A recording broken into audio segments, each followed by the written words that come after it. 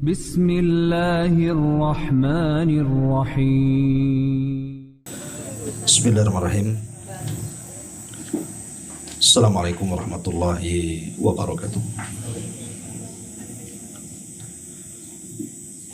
Alhamdulillah wassalatu wassalamu ala rasulillah wa ala alihi wa sahbihi wa mawalah wa la hawla wa la quwata illa billahi wa ba'du. Alhamdulillah, di sore hari ini kembali kita bisa duduk untuk bertalabul ilmi. Salawat dan juga salam tak lupa kita hadiahkan kepada Rasul kita Nabi besar Muhammad sallallahu alaihi wasallam. Kita masuk kajian di sore hari ini pada bab yang ke-18, orang-orang yang mengesahkan Allah subhanahu wa ta'ala.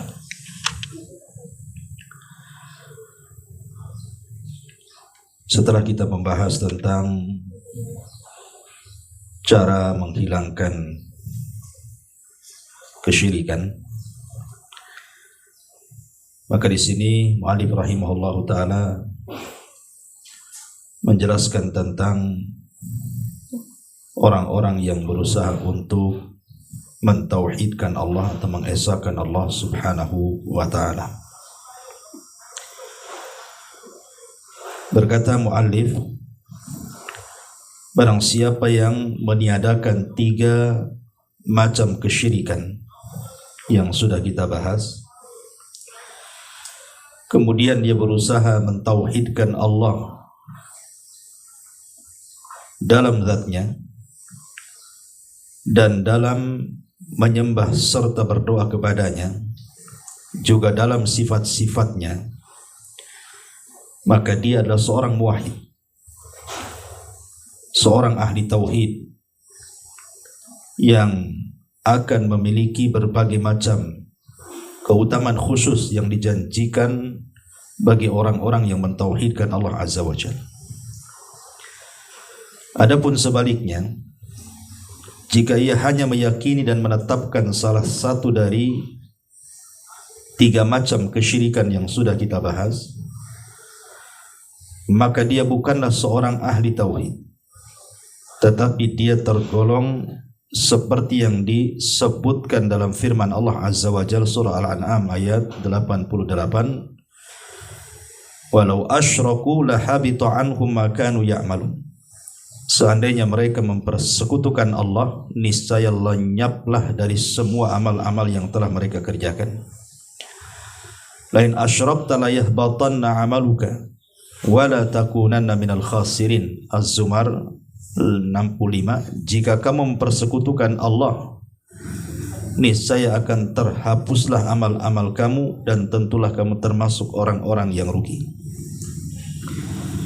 Tetapi jika ia bertobat dan meniadakan sekutu dari Allah, maka ia termasuk golongan ahli tauhid. Taib asyiral muslimin wal muslimat rahimani wa rahimakumullah. Di sini mu'allif rahimahullah ta'ala ingin menjelaskan kepada kita tentang 2 kelompok atau 2 golongan. Yang satu ahli tauhid dan yang satu ahli syirki, ahli kesyirikan. Kita tahu bahwa 2 perkara ini sesuatu yang bertentangan, tidak mungkin ketemu. Kalau orang bertauhid harus menghilangkan kesyirikan. Sebaliknya orang yang terjerumus kepada kesyirikan pasti hilang tauhid padanya. La mu'allif rahimahullahu ta'ala menjelaskan tentang orang-orang yang ahli tauhid, maka mereka akan mendapatkan keutamaan-keutamaan secara khusus baik di dunia ataupun di akhirat. Lalu apa saja keutamaan orang-orang yang mentauhidkan Allah dan apa saja bahaya kesyirikan di sini? Ma'asyiral muslimin yang dimuliakan Allah Subhanahu wa taala, kita tahu bahwa 2 hal yang harus dipahami. Di antara pentingnya orang itu mentauhidkan Allah Subhanahu wa taala, pertama karena tauhid adalah puncak dari tujuan kita diciptakan. Untuk Allah, untuk apa Allah menciptakan alam semesta? Langit, bumi, manusia, jin, dan semua makhluk yang Allah ciptakan. Maka tidak lain dan bukan tujuannya adalah mentauhidkan Allah. Wabil khusus tentunya penciptaan jin dan manusia. Dan itu berdasarkan surah Adz-Dzariyat 56, wa ma khalaqtul jinna wal insa illa liya'budun. Tidaklah aku ciptakan jin dan manusia kecuali mereka diperintahkan untuk mentauhidkan aku. Kemudian yang kedua, karena tauhid sendiri adalah tuntutan Allah kepada kita. Jadi tauhid itulah haqqullah. Allah menuntut kepada kita setelah Allah menciptakan kita, memberikan rizki kepada kita, memberikan kesenangan, ketenangan kepada kita, maka ada tuntutan tentunya. Maka hak Allah kepada hamba-hambanya, tuntutan Allah kepada kita adalah cukup dengan mentauhidkan Allah Azza wa Jalla. Makanya Mu'adz bin Jabal radhiyallahu an, satu hari dibonceng Nabi SAW dalam safar. Ketika itu Nabi SAW bertanya kepada Mu'adz, ya Mu'adz, hal tadri haqqullah 'alal ibad wa ma haqqul ibadi 'ala Allah? Tahukah kamu tuntutan Allah kepada kita, hamba-hambanya, dan tuntutan kita kepada Allah Azza wa Jalla? Maka Mu'adz mengatakan, Allah wa rasuluhu a'lam. Sebagai adab, maka Mu'adz mengatakan Allah dan Rasulnya yang tahu. Maka Rasul mengatakan, haqqullah 'alal ibad an ya'buduhu wa la yusyriku bihi syai'a. Tuntutan Allah kepada kita itu cukup kalian mentauhidkan Allah, beribadah kepada Allah, dan jangan sekutukan Allah dengan siapapun. Tetapi setelah itu kita juga punya tuntutan kepada Allah. Setelah kita mentauhidkan Allah Azza wa Jalla, maka kita pun meminta kepada Allah, wa haqqul ibadi 'ala Allah alla yu'adzab man la yusyrik bihi syai'an. Jangan pernah diazab orang yang tidak melakukan kesyirikan sedikit pun. Inilah dua perkara kenapa kita harus mentauhidkan Allah Subhanahu wa taala. Ma'asyiral muslimat yang dimuliakan Allah Subhanahu wa taala. Adapun tauhid sendiri adalah al-ghayatu min irsalir rusul. Puncak kenapa Allah Subhanahu wa taala mengutus para utusannya. Jadi sejak zaman Adam sampai yang terakhir Rasul kita Muhammad sallallahu alaihi wasallam. Jadi tujuan diutus para nabi dan rasul itu puncaknya adalah mengajak manusia untuk mentauhidkan Allah. Dan itu disebutkan dalam surah An-Nahl ayat 36. Walaqad ba'atsna fi kulli ummatir rasulan an i'budullaha wajtanibut taghut. Dan sungguh kami utus pada tiap-tiap umat ini seorang rasul. Tugas seorang rasul ini menyampaikan kepada umatnya, u'budullah, sembahlah Allah, tauhidkan Allah, esakan Allah, wajtanibut taghut, dan jauhi sesembahan selain Allah alias taghut. Makanya kalau kita lihat sejarah dakwah para nabi dan rasul yang dicantumkan oleh Allah dalam Al-Quran, semuanya seruan pertama adalah tauhid. Seruan para nabi dan rasul itu semua tauhid.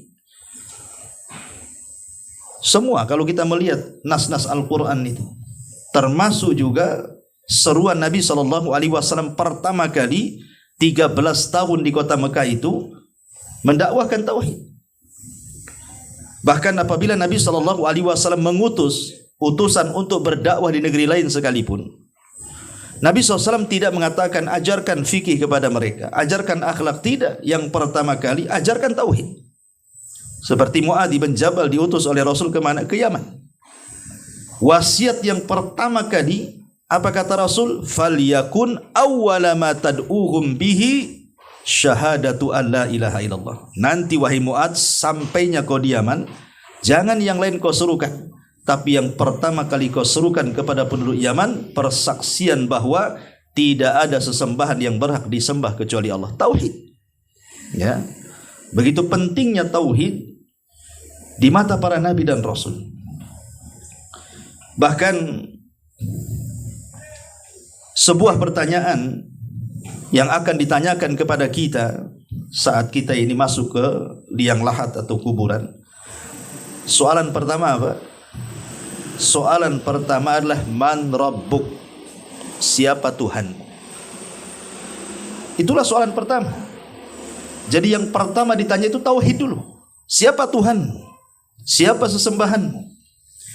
Dan kalau ditanya soal siapa Tuhan dan siapa sesembahan, artinya jawabannya adalah tauhid. Ya. Orang yang bertauhidlah yang bisa menjawab setiap pertanyaan yang akan ditanyakan malaikat mungkar dan nakir. Apalagi lebih daripada itu, tauhid sendiri adalah syarat diterimanya sebuah amal. Jadi amal itu tergantung kepada tauhid. Ma'asyiral muslimin wal muslimat rahimani wa rahimakumullah. Dan banyak lagi tentang keutamaan tauhid, dan ini sudah saya ulang-ulang, hanya sekedar sekilas pandang saja. Adapun tentang bahaya syirik sendiri, ini yang paling penting kita bahas. Kenapa? Karena kesyirikan itu sendiri membatalkan tauhid. Dan bahaya kesyirikan ini bukan hanya di dunia, tapi sampai kepada akhirat. Bukan hanya individu, tapi sampai ke tingkat masyarakat. Bukan hanya satu daerah, tapi bisa satu negeri. Jadi bahaya kesyirikan itu luar biasa. Lah apa saja bahaya kesyirikan ini? Karena masalahnya begini. Kalau kita lihat hari ini, fenomena ya, yang kita bisa dilihat, apalagi sekarang media kan mudah diakses lewat YouTube atau media-media yang lainnya. Kalau kita melihat kuburan-kuburan yang dianggap wali, yang dianggap kuburan-kuburan orang saleh, sebagian mereka itu membentuk kuburan sedemikian rupa. Kadang-kadang dibuat rumah, diperindah, dipercantik gitu ya. Dibuat semacam kesannya keramat. Dan betapa banyak orang-orang yang kemudian menziarahi kuburan itu sudah menyelisihi syariat daripada ziarah kubur. Yang kata Nabi SAW, ziarah itu kan salah satu manfaatnya adalah tudzakirukumul akhirah, untuk mengingatkan kita kepada kematian dan kepada akhirat. Kemudian selebihnya berdoa kepada penduduk kuburan.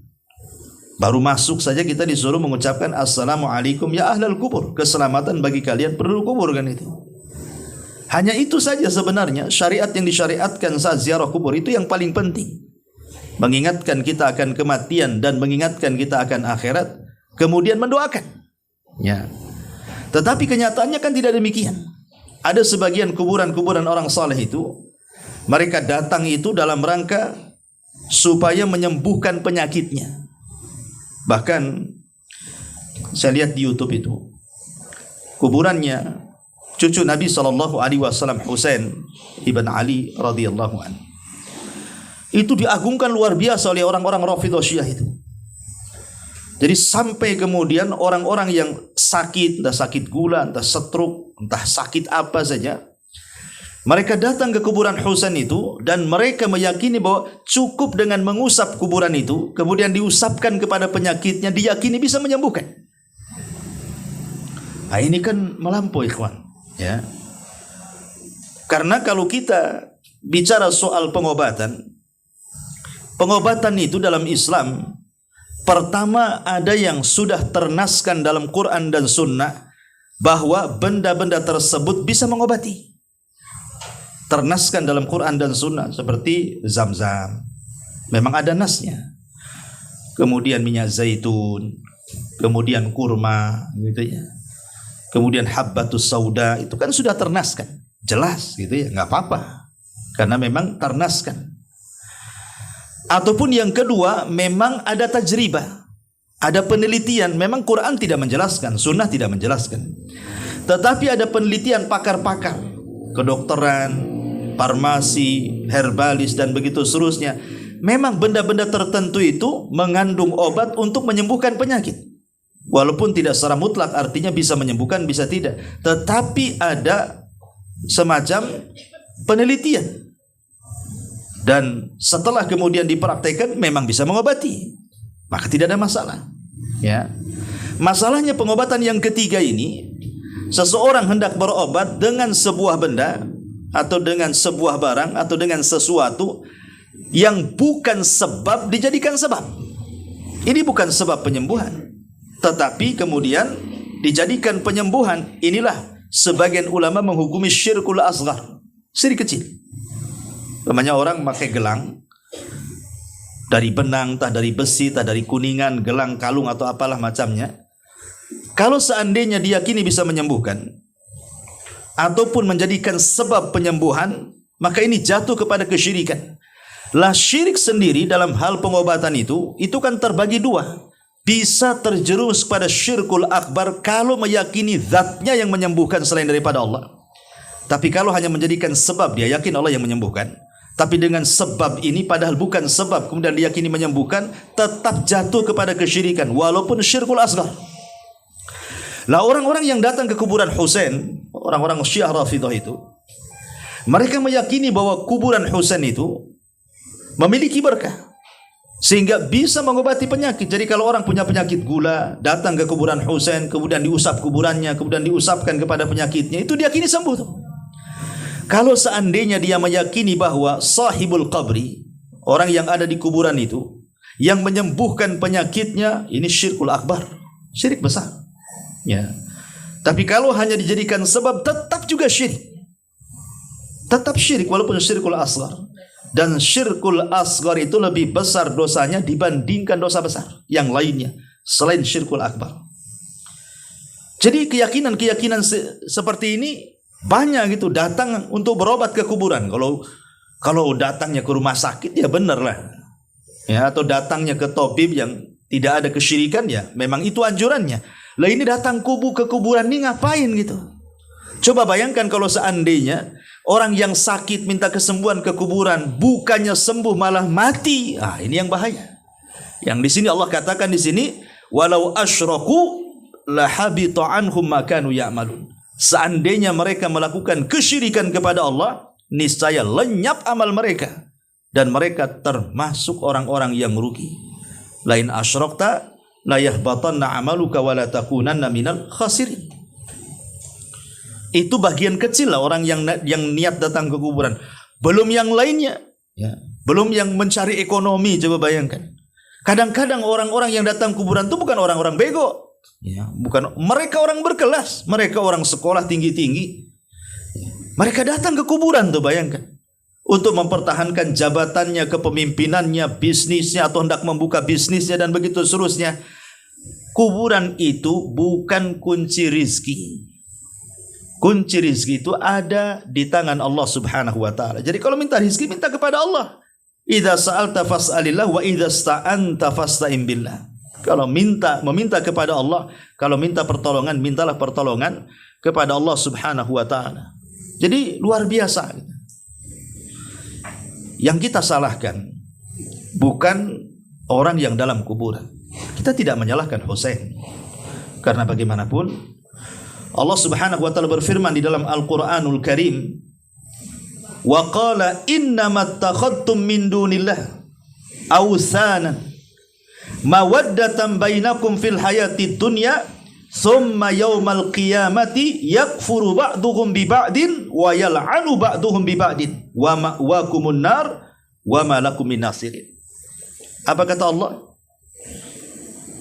Hanyasannya kalian mengambil sesembahan selain daripada Allah dijadikan berhala yang kalian cintai di antara kalian dalam kehidupan dunia. Nanti pada hari kiamat, berhala-berhala itu akan saling mengingkari sebagian kalian dengan sebagian yang lainnya, bahkan melaknat sebagian kalian dengan sebagian yang lainnya, dan tempat kalian di neraka dan tidak ada pertolongan bagi kalian. Jadi kalau seandainya Husain itu Allah takdirkan bangkit dari kuburan, anggap saja dia hidup lagi, pasti Husain itu akan marah, akan mengingkari. Tidak mungkin Husain ridho kan gitu ya. Sayyidu Husain tidak mungkin ridho. Pasti kalau dia bangkit dari kuburan, dia akan marah kepada orang-orang yang menyembahnya. Jangankan itu Ali bin Abi Thalib radhiyallahu an di masa hidupnya, itu ayahnya. Ali bin Abi Thalib itu ayahnya Husain. Datang orang-orang Sabaiyah. Orang-orang Sabaiyah. Kemudian mengatakan kepada Ali radhiyallahu an, "Ya Ali antal ilah." Wahai Ali, engkau adalah Tuhan. Bayangkan. Itu Ali masih hidup tuh. Orang-orang Sabaiyah mengatakan, "Ya Ali antal ilah." Engkau adalah Tuhan. Apa kata Ali? Ali mengatakan kepada pasukannya, buatkan parit, letakkan kayu bakar, bakar kayu itu setinggi-tingginya, masukkan orang-orang yang menyembah diriku, yang mengatakan aku Tuhan, masukkan ke dalam api kalau dia tidak bertobat. Akhirnya orang-orang pun ada yang tanpa dimasukkan, mereka melemparkan diri ke dalam api. Mereka meyakini bahwa Ali itu Tuhan. Sampai sebagian orang-orang Sabaiyah ini, cikal bakal orang-orang Syiah Rafidhah, mereka melemparkan diri ke dalam api karena yakin bahwa Ali itu Tuhan tuh. Bayangkan, ya, akalnya di mana? Kemudian mereka mengatakan, kenapa orang-orang itu sampai melemparkan diri ke dalam api dan meyakini bahwa Ali itu Tuhan? Karena mereka terkecoh dengan hadis Nabi SAW, la yu'adzibu bin nar, la yu'adzabu bin nar illa rabbun nar. Tidaklah seseorang itu mengazab dengan api kecuali dia Rabb pemilik api. Karena Ali mengazab manusia dengan api, maka makin yakin Ali itu Tuhan katanya. Walaupun sebagiannya lain tobat dan sebagiannya yang lain berpura-pura tobat. Tapi di sini bagaimana sikap Ali? Ketika Ali dituhankan, marah dia. Dia mengatakan kepada prajuritnya, buat parit, letakkan kayu, bakar. Untuk siapa? Membakar orang-orang yang menuhankan. Saya kira apa yang dilakukan putranya Husain, kalaulah seandainya bangkit melihat orang-orang Rafidhah menyembahnya, kurang lebih sajalah dengan bapaknya. Kita tidak menyalahkan orang yang ada di kuburan, karena nanti pada hari kiamat saling mengingkari sebagian mereka. Yang kita salahkan orang yang datang ke kuburan. Jangankan lagi sekelas Husain, kalaulah ini dilakukan kepada Sayyidul Anbiya wal Mursalin, Rasul kita Muhammad sallallahu alaihi wasallam tentu tidak akan redha. Nabi saja tidak akan redha kalau hidup di zaman sekarang, tahu kuburannya dijadikan ajang kesyirikan, enggak akan redha Nabi itu. Kalau sekelas Nabi saja tidak redha, siapa di bawah daripada Nabi kuburan orang-orang yang dianggap orang-orang soleh atau wali di zaman sekarang? Ya. Dan itu fenomena yang kita bisa saksikan. Orang-orang yang datang ke kuburan bukannya ziarah syar'i, malah ziarah syirki. Malah berziarah kemudian melakukan kesyirikan, ya kan? Bahkan kalau kita melihat sejarah ke belakang sedikit, ketika tentara Mongol orang-orang Tatar, ya, itu menghancurkan Baghdad sehancur-hancurnya. Anak-anak disembelih, wanita-wanita disembelih, semua kaum muslimin dibantai, kitab-kitab para ulama dibantai, para ulama juga dibantai, semuanya dihancurkan. Baghdad itu hancur sehancur-hancurnya karena pengkhianatan orang-orang Syiah yang bekerja sama dengan orang-orang Mongol Tatar. Ya, itu peristiwa yang luar biasa, kehancuran Baghdad di tangan Tatar karena pengkhianatan orang-orang Rafidhah. Ya. Ibnu Alqamah. Jadi salah satu penyebabnya ulama membahas karena orang-orang Baghdad ini kala itu mereka banyak yang awam sehingga mereka yakin dengan kuburan. Jadi sebagian mereka itu suka datang ke kuburan, kemudian meminta perlindungan ke kuburan orang-orang yang dianggap saleh. Sampai-sampai ada seorang penyair mengatakan, ya haribat Tatar ludhu bi qabri Abi Umar. Wahai orang-orang yang lari dari peperang Tatar, ya, datanglah ke kuburan Abi Umar, mintalah perlindungan kepada mereka. Ya. Dari sini disimpulkan oleh para ulama, di antara sebab kenapa Baghdad itu sampai kemudian dihancurkan orang-orang kafir Tatar, salah satunya karena lemah akidahnya. Lemah akidahnya. Mereka banyak melakukan kesyirikan, datang ke kuburan-kuburan, meminta-minta di situ. Makanya akibatnya ketika orang itu kemudian melakukan kesyirikan dan jauh dari tauhid, melemahlah kekuatan kaum muslimin. Ini bahaya kesyirikan, bisa melemahkan kekuatan kaum muslimin. Makanya Tatar akhirnya berhasil membunuh khalifahnya, Membantai entah berapa ribu jiwa dibantai oleh yang tata dalam satu hari itu. Na'udzubillahi min dzalik. Ya. Lalu apa saja bahayanya kesyirikan ini? Ma'asyiral muslimin wal muslimat rahimani wa rahimakumullah. Di dalam Al-Qur'anul Karim Allah Subhanahu wa taala mengatakan dalam surah Fatir 37. Wa hum yastarihuna fiha Rabbana akhrijna na'mal salihan ghairal ladzi kunna na'mal awalam nu'ammirkum ma yatadhakkaru fihi man tadhakkar wa ja'akumun nadhir fadhuku fama lidh-dhalimin min nasir. Dan mereka yang ada dalam neraka itu berteriak-teriak, kemudian mengatakan, ya Tuhan kami, keluarkan kami dari neraka. Jadi orang-orang yang diazab dalam neraka itu mereka sudah kesakitan, sudah nggak tahan, pengen keluar dari neraka. Sehingga mereka meminta kepada Allah, ya Tuhan kami, keluarkan kami dari neraka. Kemudian mereka membuat janji dengan Allah, na'mal salihan ghairal ladzi kunna na'mal. Nanti kalau engkau keluarkan kami dari neraka, kau kembalikan kami ke bumi, maka kami akan berusaha mengerjakan kebaikan berlainan dengan yang telah kami kerjakan dulu. Mungkin dulu kami ahli maksiat, ahli syirik, ahli kufur. Kalau engkau keluarkan kami dari neraka, kami akan berubah. Kami akan mentauhidkan engkau, kami akan mengikuti Rasul, kami akan beramal saleh. Itu janji penuh neraka itu. Tetapi Allah Subhanahu wa taala justru mengatakan, awalam nu'ammirkum ma yatadhakkaru fihi man tadhakkar wa ja'akumun nadhir. Kata Allah, hei penduduk neraka, bukankah dulu kami telah memanjangkan umurmu? Sebelum engkau mati dan dimasukkan ke neraka, aku sudah berikan kesempatan. Kami berikan usia panjang kepada kalian. Ya. Kemana kalian habiskan usia kalian itu? Awalam nu'ammirkum ma yatadhakkaru fihi man tadhakkar. Bukankah kami telah memanjangkan umurmu untuk dapat berfikir? Tentu bagi orang-orang yang berfikir. Wa ja'akumun nadhir. Bahkan aku utus kepada kalian orang yang memberi peringatan kepada kalian. Dulu kemana? Bukankah aku sudah utus Rasul kami kepada kalian, menyampaikan tauhid, ya, menyampaikan risalah Allah, didatangkan, diturunkan kitab-kitab. Lah kemana kalian?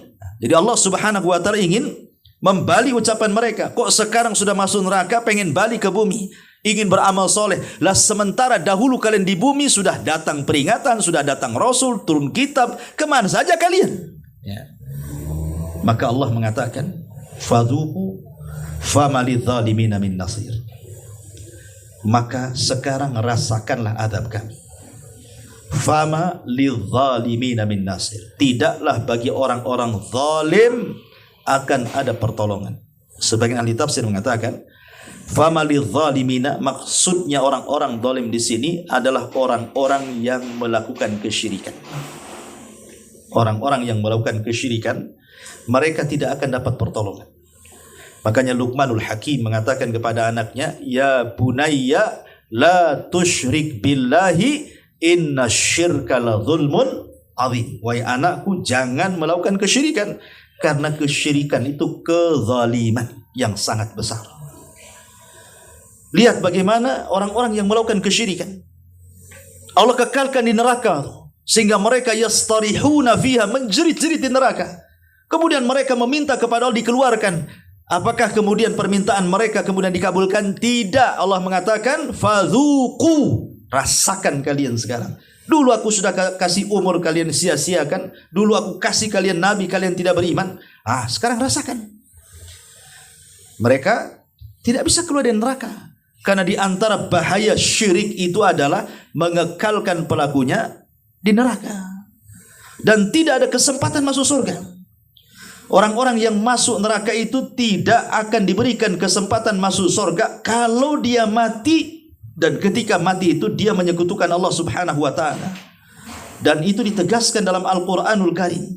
Innahu man yusyrik billahi faqad harramallahu alaihil jannah wa ma'wahun nar wa ma lidh-dhalimin min nasir.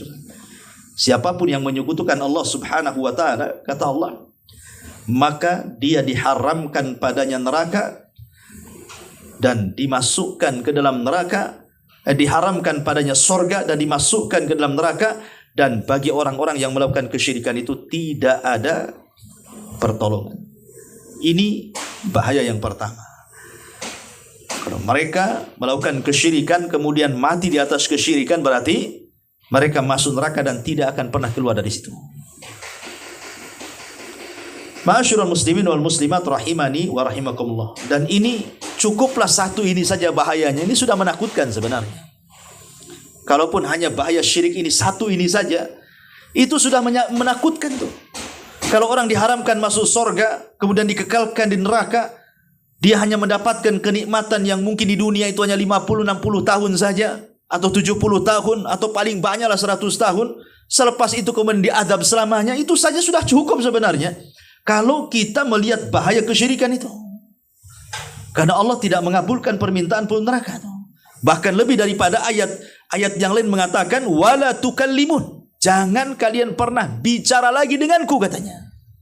Jadi ketika penduduk neraka ini meminta untuk dikeluarkan dari neraka itu, justru Allah mengatakan apa? Wala yukallimun, jangan pernah bicara lagi denganku. Abdullah ibn Amr ibn As radhiyallahu anhu mengatakan Allah tidak akan mengajak bicara 2 kali lipat umur dunia kepada penduduk neraka. Artinya Allah tidak pernah memberikan rahmat dan tidak mengabulkan permintaannya. Makanya kemudian setelahnya mereka meminta, ketika Allah tidak kabulkan, kan mereka minta kepada yang lainnya. Meminta kepada malaikat-malik penjaga neraka supaya mereka diwafatkan, tapi Allah tidak kabulkan juga. Kemudian mereka meminta kepada para penjaga neraka agar diringankan azab, tidak juga diringankan. Akhirnya kemudian mereka meminta kepada penduduk sorga agar diberikan kepada mereka setetes air ataupun makanan. Penduduk sorga pun mengatakan innallaha harramahu ma'alal kafirin, Allah haramkan kepada orang kafir. Ya, jadi satu saja sudah ngeri sebenarnya bahaya syirik ini. Ya. Apalagi bahaya kesyirikan ini. Yang kedua, syirik ini, asyirku huwa sababul a'zam li husulil qurubati fid dunya wal akhirah. Syirik ini sebab terbesar seseorang itu akan ditimpa berbagai macam kurubat, berbagai macam kesulitan, musibah di dunia ataupun di akhirat.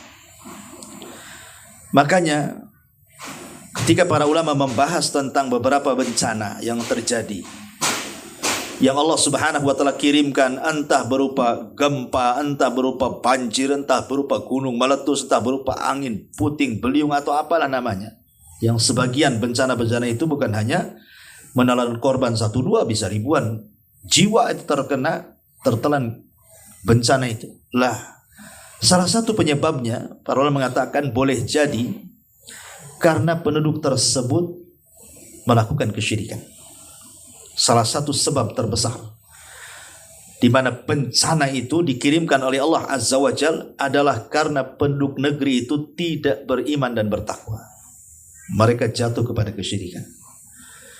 Karena tidak mungkin kalau seandainya satu daerah itu, satu negeri itu, penduduknya mentauhidkan Allah, penduduknya beriman dan bertakwa kepada Allah, tiba-tiba Allah kirim bencana, mustahil. Mana ayatnya? Walau anna ahlal qura amanu wattaqau la fatahna alaihim barakatim minas sama'i wal ardi. Kalaulah penduduk negeri atau penduduk sebuah negeri itu mau beriman dan bertakwa kepada Allah, pasti Allah turunkan berkahnya. Berkah itu dari 2 tempat. Pertama dari langit Allah turunkan, yang kedua tumbuh dari bumi. Dua-duanya mengandung berkah. Itu syaratnya beriman dan bertakwa.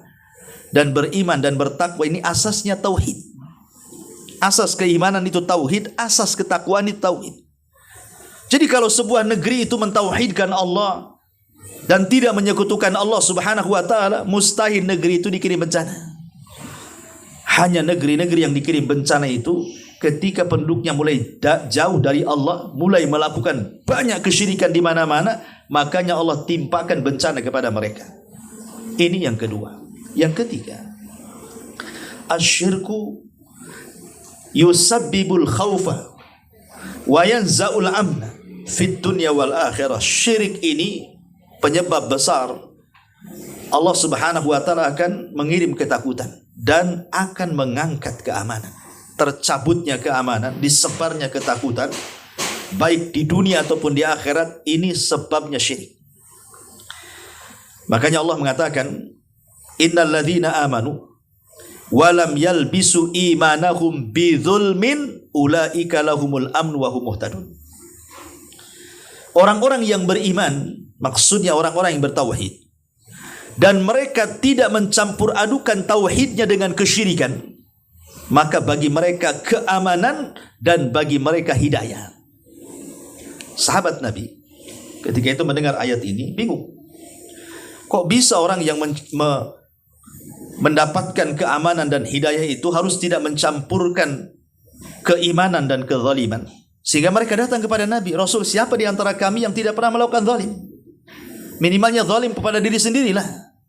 Kalau itu syaratnya berat sekali mendapatkan keamanan dan hidayah Allah itu. Kalau harus tidak mencampurkan keimanan dan kezaliman. Karena tidak ada manusia pasti berbuat zalim.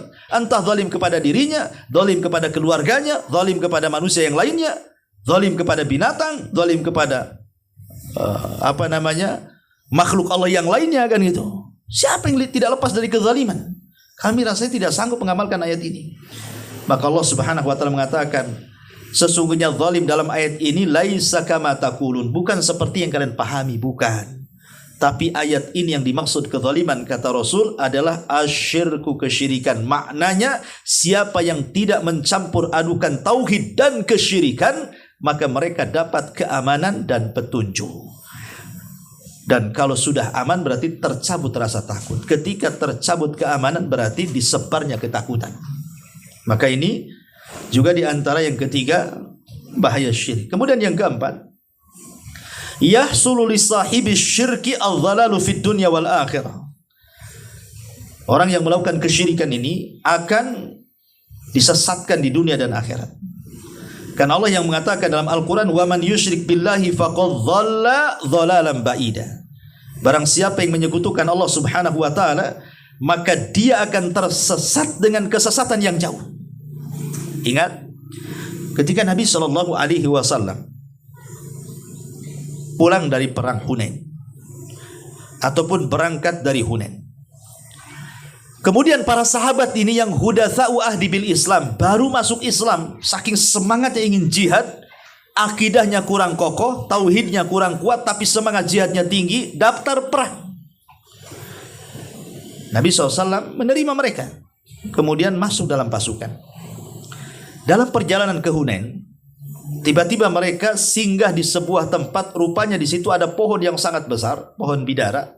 Pohon itu pula adalah pohon yang pernah mereka keramatkan di zaman jahiliyah. Namanya Dzatu Anwat.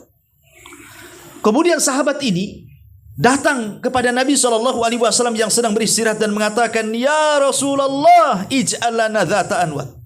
Rasul, bisa enggak engkau buat seperti Dzatu Anwat itu, pohon besar itu, katanya. Kama lahum Dzatu Anwat. Sebagaimana orang-orang musyrik punya pohon besar untuk tabaruk mencari berkah di situ. Bisa enggak kau buat kayak dia gitu? Maka Nabi SAW emosi dan marah karena konteksnya di sini sudah menyinggung tauhid. Kalau ada orang kencing di masjid, pada jelas-jelas dalam masjid itu kencingnya, Nabi tidak marah. Ya. Justru Nabi mengatakan kepada orang yang kencing di masjid itu, ini ember, ambil air, kau tumpahkan di tempat kencingmu. Kemudian Rasulullah mengatakan masjid ini tempat sholat, tempat zikir, tempat baca Quran, bukan tempat kencing. Lembut Nabi SAW ketika melihat ada orang yang menyimpang kencing dalam masjid, padahal jelas-jelas dia kencing di masjid. Ya. Kenapa? Karena konteksnya bukan tauhid. Konteksnya ini hanya masalah fikih ibadah saja, yang tidak menjadikan orang itu kufur. Apalagi yang melakukannya orang jahil, tidak tahu, orang Arab, orang Baduy kan nggak berpendidikan, tidak tahu. Ya. Tapi beda. Ini yang minta Dzatu Anwat ini juga orang awam, baru masuk Islam, kan orang awam namanya. Ya, belum punya pengetahuan tauhid yang kuat. Baru makanya dalam hadis itu hudatsa'ah bil Islam, baru masuk Islam, orang awam. Tapi Nabi tidak melihat keawamannya. Karena yang disentuh bukan bab fikih, yang disentuh bab tauhid. Ya. dan mengatakan, ya Rasulullah, ij'al lana dzata anwat kama lahum dzatu anwat. Rasul jadikan dzatu anwat, pohon yang besar untuk kami tabaruk di situ sebagaimana orang-orang musyrik itu juga punya dzatu anwat. Rasul kemudian dengan suara lantang mengatakan, Allahu Akbar. Kultum kama qalat Banu Israil li Musa. Allahu Akbar. Ini ucapan kali persis seperti Bani Israel yang meminta kepada Musa, ij'al lana ilahan kama lahum aliha. Musa, jadikanlah Tuhan-Tuhan untuk kami seperti Tuhan-Tuhan orang musyrik. Maka Nabi Musa juga marah. Nabi marah, Musa juga marah. Sesama Nabi kan marah. Kenapa? Karena ini disinggung tauhid di sini. Maka Musa mengatakan, innakum qaumun tajhalun. Rasul pun mengatakan kepada para sahabat, innakum qaumun tajhalun. Kalian itu umat yang jahil, sudah diberikan hidayah tauhid, mau syirik pula gitu bahasanya. Ya. Kalian sudah dapat petunjuk nih. Sudah di atas tauhid, sudah senang, malah mau melakukan kesyirikan. Kalian ini umat yang jahil. Nah, kesyirikan ini kejahilan dan menyesatkan orang. Ya. Ini yang keempat. Yang kelima, asyirkul la yaghfiruhullahu idza mata sahibuhu qabla taubati. Kesyirikan itu bisa menjadikan Allah tidak mengampuni dosanya apabila dia mati dan tidak bertobat. Kalau dia sampai mati dan tidak bertobat kepada Allah Azza wa Jal, maka jangan diharap dia dapat ampunan Allah. Innallaha la yaghfiru an yushraka bihi wa yaghfiru ma duna dzalika liman yasha. Allah tidak akan mengampuni dosa siapapun yang menyekutukannya, tapi Allah akan mengampuni dosa selain daripada dosa syirik. Jadi tauhid ini, minimalnya orang yang bertauhid itu, seandainya lah Allah takdirkan seseorang itu masuk neraka karena dosa zinahnya, karena dosa membunuhnya, karena dosa khomarnya, karena dosa bandar narkobanya, karena dosa zalimnya ya kepada manusia, Allah takdirkan dia masuk neraka. Tapi kalau seandainya saat kematiannya tidak ada satupun amalannya terkandung syirik kepada Allah Azza wa Jal, maka ada kesempatan dia masuk surga. Dia tidak akan dikekalkan di dalamnya. Kenapa? Ada kesempatan, ada ampunan. Allah masih mengampuni. Jadi kalau seandainya insya'a ghafarahu wa insya'a adzabahu, kalau Allah mau Allah ampuni, kalau Allah mau Allah azab dulu baru Allah ampuni. Tapi kan ada kesempatan tuh dapat ampunan tuh. Kalau orang masuk neraka gara-gara minum khamar, gara-gara berzina, gara-gara narkoba, gara-gara zalim, masihlah dia itu ada kesempatan dapat ampunan. Tapi kalau seandainya dia melakukan kesyirikan walaupun dia ahli ibadah, ahli salat, ahli puasa, ahli zikir, ahli baca Quran, ahli-ahli yang lainnya, tapi dia mati di atas kesyirikan kepada Allah Azza wa Jalla, jangan harap Allah berikan ampunan kepadanya, dan jangan harap dia masuk surga dan dipastikan masuk neraka. Nah, ini bahaya kesyirikan, ya. Kemudian yang nomor 6, asyirku yuhbitu jami'al amal. Kesyirikan ini bisa menggugurkan seluruh amal. Amilatun nasibah tasla naran hamiyah. Lelah letihlah dia beramal saleh. Lelah letih dia salat bangun tengah malam. Lelah letih dia menahan lapar karena puasa. Lelah letih dia bekerja, dia infakkan hartanya. Amilatun nasibah. Tapi ujungnya tasla naran hamiyah. Allah masukkan ke neraka yang menyala-nyala. Kenapa? Karena kesyirikan yang dilakukannya. Syirik ini menjadikan hilang amalannya, percuma solatnya. Lelah letih solatnya percuma, lelah letih puasanya, sedekahnya percuma semuanya. Karena syirik itu membatalkan amal. Lain asyrakta la yahbatanna amaluka. Hei Muhammad, kalau engkau melakukan kesyirikan, lebur amalanmu. Kalau Nabi saja yang banyak pahalanya melakukan kesyirikan, lebur amalannya, apalagi kita. Ini kan konteksnya kepada Nabi. Lain asyrakta, hei Muhammad, kalau engkau syirik, la yahbatanna amaluka, amalmu habis dan engkau termasuk orang rugi. Ini konteksnya kepada Nabi. Padahal tidak ada manusia yang banyak pahalanya melebihi Nabi. Cukup satu hadis Nabi SAW mengatakan, man dalla ala khairin kafaili. Siapapun yang menunjukkan manusia kepada kebaikan, dia akan dapat pahala orang yang mengerjakannya. Jadi kalau saya berdakwah, orang yang saya dakwahi itu mendapatkan petunjuk dari saya dapat pahala dia. Kalau dia kemudian berdakwah lagi dapat orang lain, saya pun tetap dapat. Makin banyak orang yang didakwahi, orang yang kita dakwahi, makin banyak pahala kita. Siapa yang bisa melebihi pahala Nabi? Nabi lah yang pertama kali berdakwah, kemudian sahabat masuk Islam. Dari sahabat ini para tabiin masuk Islam. Dari para tabiin, tabiin masuk Islam. Sampai kepada kita. Siapa yang berjasa pertama? Nabi. Artinya tidak ada manusia yang banyak pahalanya kecuali Nabi. Tetapi Allah katakan, hei Muhammad, sebanyak itu loh pahalamu. Kalau engkau melakukan kesyirikan, habis pahalamu. Kalau Nabi saja diancam seperti itu, apalagi kita. Ya, ini yang nomor 6. Yang nomor 7, asyirku yujibullah li sahibihi nar. Allah mewajibkan. Bayangkan, bukan sunnah hukumnya. Wajib itu artinya pasti. Allah memastikan bahwa orang yang melakukan kesyirikan itu dipastikan masuk neraka dan diharamkan padanya surga. Tadi sudah saya jelaskan. Dan ini yang sangat menakutkan. Ya, kalau sudah tidak diberikan kesempatan masuk surga dan dikekalkan neraka, itu sudah takut rasanya kita. Kemudian yang nomor 8, asyirku yukhlidu sahibahu finnar. Syirik itu bisa mengekalkan pelakunya neraka. Tidak ada kesempatan lagi masuk ke dalam surga. Yang nomor 9, asyirku a'zamu dzulmi wal iftira. Kesyirikan itu sezalim-zalimnya kezaliman, sebesar-besarnya kezaliman kepada Allah, sebagaimana perkataan Luqman kepada anaknya, inna syirka la zulmun azim. Kemudian yang nomor 10, Allahu bari'um minal musyrikin wa rasuluhu sallallahu alaihi wasallam. Allah akan berlepas diri. Subhanallah. Allah akan berlepas diri dan juga Rasulnya kepada siapapun yang menyekutukan Allah Azza wa Jalla. Allah katakan dalam surah Taubah, wa adhanun minallahi wa rasulihi ilan nas yaumal hajjil akbar annallaha bari'un minal musyrikin wa rasuluhu.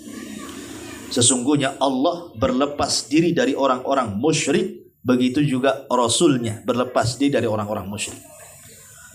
Kalau Allah sudah berlepas diri, artinya orang ini gak akan dapat rahmat. Ya. Jangankan orang-orang musyrik, orang-orang yang tidak dipandang Allah pada hari kiamat. Kan ada orang-orang yang tidak akan dipandang oleh Allah. Mereka memanggil-manggil Allah, tapi Allah tidak memandangnya.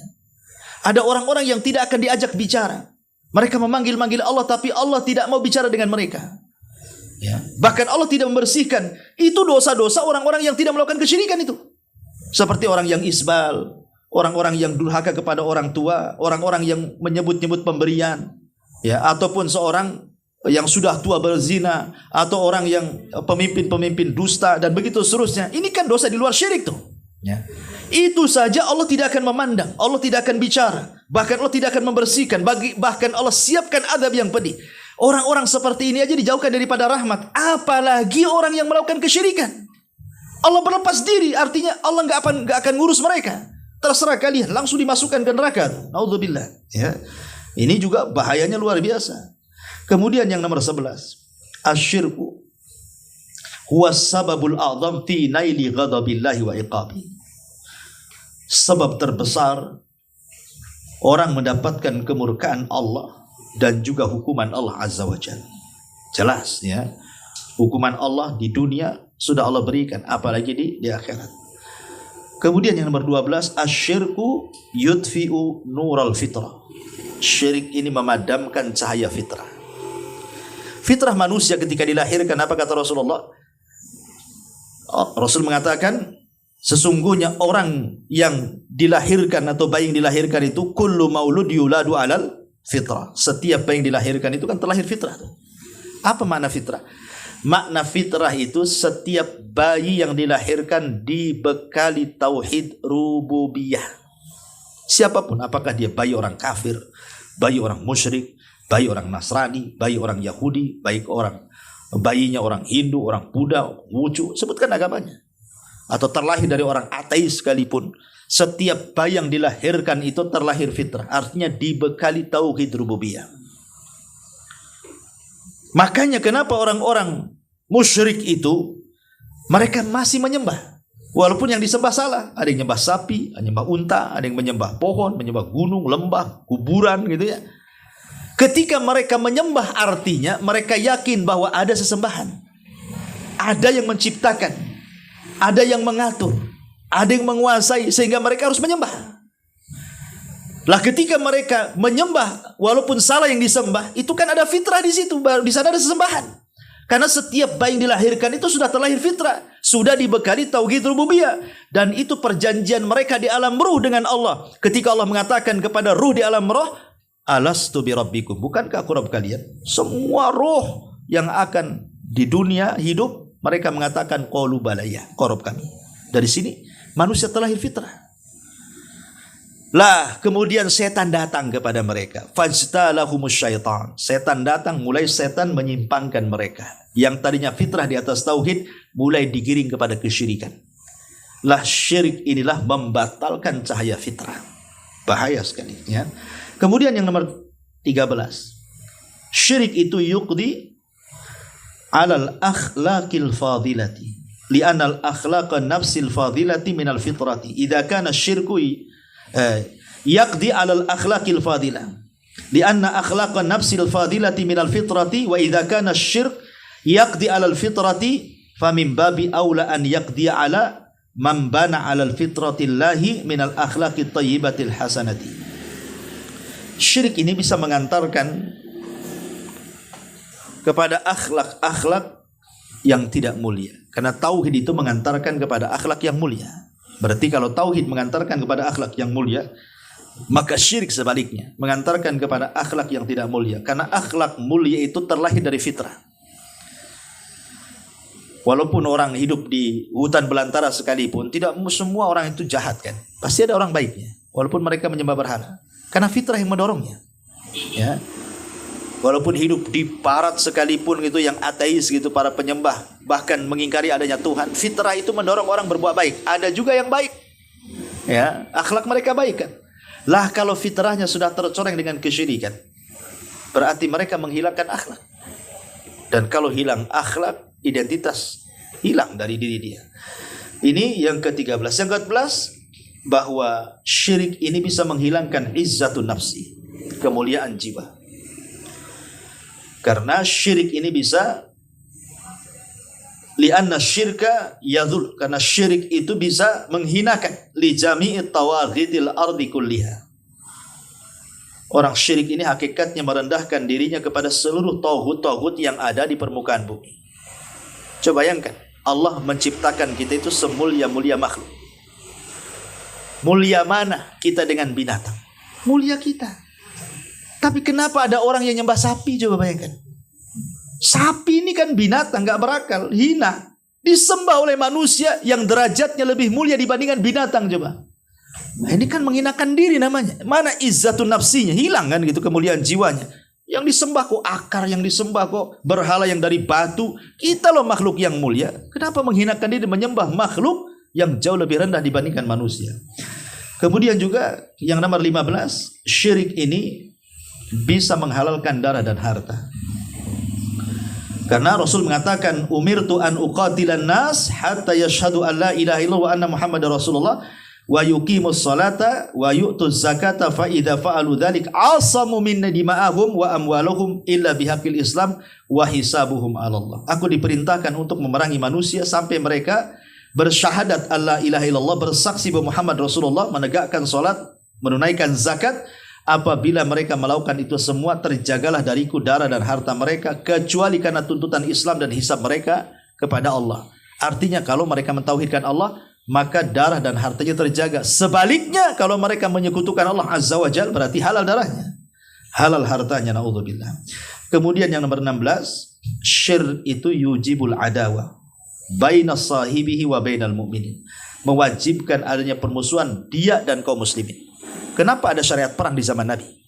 Kenapa? Kenapa ada perang Badar, perang Uhud, perang Khandaq, perang-perang yang lainnya? 27 kali Rasul berperang itu. Sebagiannya perang besar, sebagiannya damai. Tapi kenapa kemudian sampai disyariatkan jihad loh ya? Saling bunuh-bunuhan di sini. Tidak lain dan bukan karena di'ilai kalimatillah, untuk meninggikan kalimat Allah, tauhid. Ya. Makanya orang-orang yang melakukan kesyirikan itu hakikatnya main api dengan kita kaum muslimin yang mentauhidkan Allah. Mereka sedang menyebar permusuhan. Kemudian yang nomor 17, syirik ini kisu bal kidul iman, bisa mengurangi bahkan menghilangkan iman sama sekali, tidak tersisa imannya. Kemudian yang nomor 18, syirik ini juga inhiraf. Syirik ini yu'attilul amal an-nafi'ah, bisa menggugurkan, menyia-nyiakan amal yang bermanfaat. Lelah letihnya salat, lelah letihnya ibadah itu tidak ada manfaatnya. Kemudian juga syirik bisa memecah belah umat, sebagaimana disebutkan dalam surah Rum ayat 31-32, wala takunu minal musyrikin minal ladina farraqu dinahum wa kanu syi'an kullu hizbin bima ladaihim farihun. Janganlah kalian seperti orang-orang musyrik, orang-orang yang memecah belah agama mereka dan mereka bergolong-golong dan setiap golongan berbangga dengan golongannya. Ya. Ini yang ke-20. Dan yang terakhir tentunya kesyirikan ini juga asas dari setiap keburukan. Setiap keburukan yang ada di dunia dan akhirat itu awalnya dari kesyirikan. Wallahu a'lam bishawab. Ini yang bisa sampaikan. Tapi sebelum saya tutup, kalau ada yang bertanya, silakan. Iya.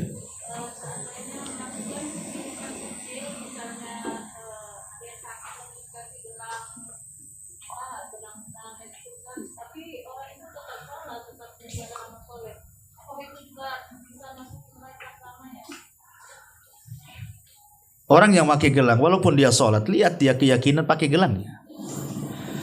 Kalau dia pakai gelangnya hanya untuk hias-hiasan saja, pokoknya batu akiknya itu penuh 10 jari dia pakai kan. Ya kalau hanya untuk hiasan-hiasan saja, kemudian dia sholat, sah-sah saja sholatnya. Berpahala ya sesuai dengan niat dia dalam sholat. Innamal a'malu binniyat ya. Tapi kalau batu akik gelang itu adalah jimat, ya memang diyakini sebagai jimat, maka lihat di situ bisa terjerumus pada syirkul akbar kalau diyakini gelang itulah secara zatnya bermanfaat. Tapi kalau jadikan sebab yang bukan sebab, syirik kecil saja. Ya. Tapi sekarang apa gunanya sholat jadinya? Sementara dia di tangannya ada jimat, kemudian dia sholat. Sementara sholat itu amal soleh. Dan syarat diterima amal itu satu, harus beriman kepada Allah. Kemudian harus ikhlas karena Allah. Kemudian harus mutaba'ah, mencontoh Nabi. Lah hilang ini keimanannya. Apalagi kalau sampai dia meyakini gelang itu yang mendatangkan manfaat, artinya kan hilang tuh tauhidnya. Sementara syarat diterima amal itu tauhid. Jadi dia capek lah gerak-gerak sana sini, berkeringat, bertolak pinggang gitu ya, capek gitu. Dulu dari takbir sampai salam kan capek dia sholat. Lalu apa gunanya? Jangankan itu. Seandainya orang datang ke dukun, sekali saja datang ke dukun, dia lo ndak yakin dengan dukun itu, ndak membenarkan, cuman bertanya, itu saja 40 hari ditolak sholatnya.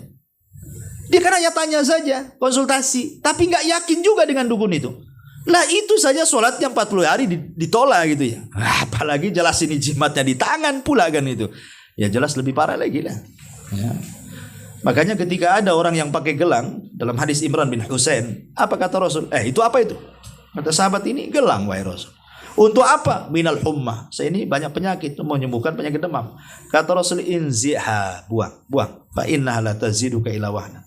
Tidak menambah kecuali kelemahan, bukan sembuh, makin parah kamu nanti sakitnya. Kemudian di ujung hadis Rasul mengatakan, wa imitta wa hiya 'alaika ma aflahta abada. Kalau kau mati jimat itu masih ada di tubuhmu, tidak akan selamat kamu, kata Rasul. Nah, ini kan ngeri juga gitu ya. Ya harus dinasihati.